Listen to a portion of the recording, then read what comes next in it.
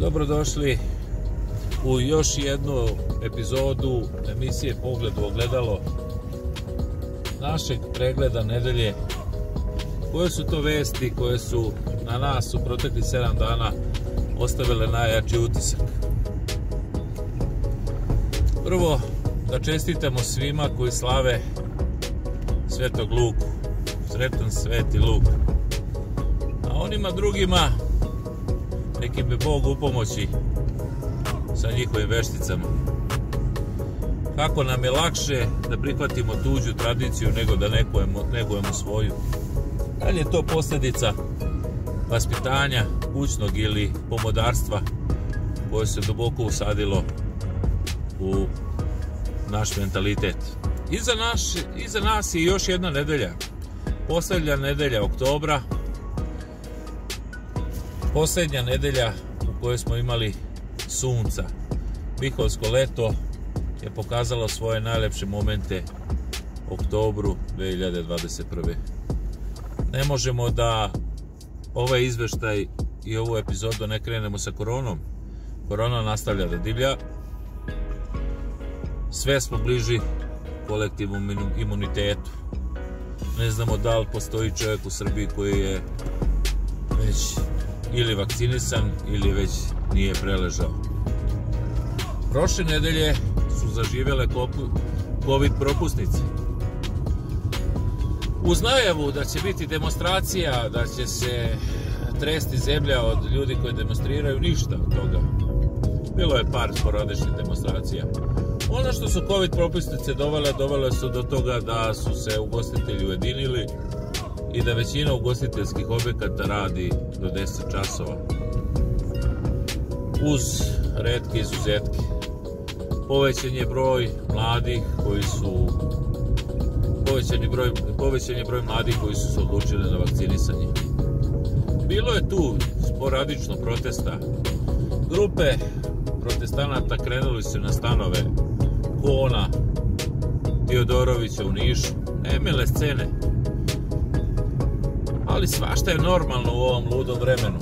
Koliko god da su te stvari, počeli su ljudi da neke odluke personifikuju u liku Kona i u liku ljudi iz kriznog štaba.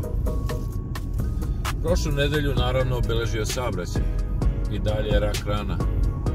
Toliko ljudi strada na putevima na godišnjem nivou više nego što su imali 98. i 99. godine na Kosovu. Svake godine nam strada više ljudi nego u jednom umanjenom ratu. Kad smo kod Kosova, Albanci opet prete Srbima. Prete sukobom, jer očigledno je da u ovom nezavršenom sukobu sve nekako bilo naklonjeno ka Srbima. Malo im se žuri. Kriza u Bosni i Hercegovini se nastavlja u proteklih 7 dana. Dodik ne odustaje. Podržali su ga i Hrvati. A sad, to jest Amerika, je izjavila da Bošnjaci nemaju njihovu podršku. Jasno je da njihova želja da unište Republiku Srpsku i reše se prvo Hrvata, pa onda i Srba, stvara svima probleme. I ta njihova odluka ili želja je odavno prozrena. Naša misica prošle nedelje drma naslovnim stranama. Kakve mi to generacije školujemo ili kako ih učimo? Naša misica pokazuje simbol velike Albanije u Emiratima. Sve i da je površna pravuša, država mora da reaguje. Ona je izjavila da je ponesena žarom, pokazala jedan simbol koji simboliše sve, samo ne dobro za Srbiju. Da li ona treba da nosi tu titulu, treba da se pitamo. U Vukovaru zabranjena ćirilica. Samo im još Srbi smetaju. Pa to je neverovatno. Ne znamo šta kažemo. Proterali su preko 500.000 Srba najlon kesama i krvavim noćima, a sad im i ćirilica smeta. Kako bi reagovali kad bi se latinica ukinula u Srbiji? Ćirilica je pismo kao i svako drugo. Lički autonomaš Nenad Čanak konačno pozvao policiju da da izjavu o svojoj ulozi na Cetinju. Veliki lički autonomaš koji se bori za Republiku Vojvodinu. Valjda bi bilo logično da se bori za autonomiju Like, da se bori za Republiku, Liku, Baniju, šta ja znam. Svi ti neki veliki autonomaši ispostavilo se da su svi odnekle samo dođu.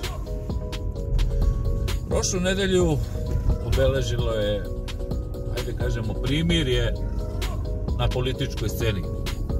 Deo opozicije koji je pregovarao sa vlašću potpisao je sporazum o pravilima i uslovima izlaska na izbore. Onaj drugi deo koji ništa nije potpisivao najavio da ide na izbore, ali eto, on nije ništa potpisao. Izbori su neminovni na proleće, kao što je rekao predsjednik. Država radi svoje, vlast proteklih 7 dana radi svoje, predsjednik radi, opozicija radi svoje. Ono što je prošlu nedelju u političkom smislu obeležilo jeste nedostatak Marinike. Nešto je izgleda Dragan sklonio u senku. Očigledno je jasno svima da Marinika možda može da dobije za 1% veći broj glasova od Dragana i možda je to malo i smeta. Borbena žena. Prošlu nedelju smo saznali da pola njih je i zaposleno u kompanijama. U Evropi prošlu nedelju obeležila je energetska kriza. Energetska kriza koju je izazvala Amerika tako što je sprečila sporazume Evrope sa Rusijom. Uz energetsku krizu u Evropu u određene evropske zemlje pogodila je nestašica hrane. Eto ti ga. 90. godina imali smo sankcije, rat i postojala je nestašica hrane u supermarketima. Kada će oni kod nas na Balkan, a ne mi iz Balkana kod njih u Evropu? Kod nas, hvala Bogu, nestašice hrane ima. Nema. Mi se držimo. Završena je u Vojvodini, završena je berba kukuruza, skinuti kukuruz. Krenulo je skidanje duvana, krenulo je skidanje repe. Naši poljoprivrednici trljaju ruke. Poskupljenje hrane je dovelo i do poskupljenja poljoprivrednih proizvoda. Ovo je ipak poljoprivredna zemlja. Fabrika pod vedrim nebom dok rađa, mi smo bogata zemlja. Još jednom želimo da vam se zahvalimo, da vam poželimo lepu jesen. Evo ga, 1. novembar, kuca na vrata. Nova godina je za 2 meseca i ovu godinu, kao što reče Borislav Pekić, pojeli su skakavci.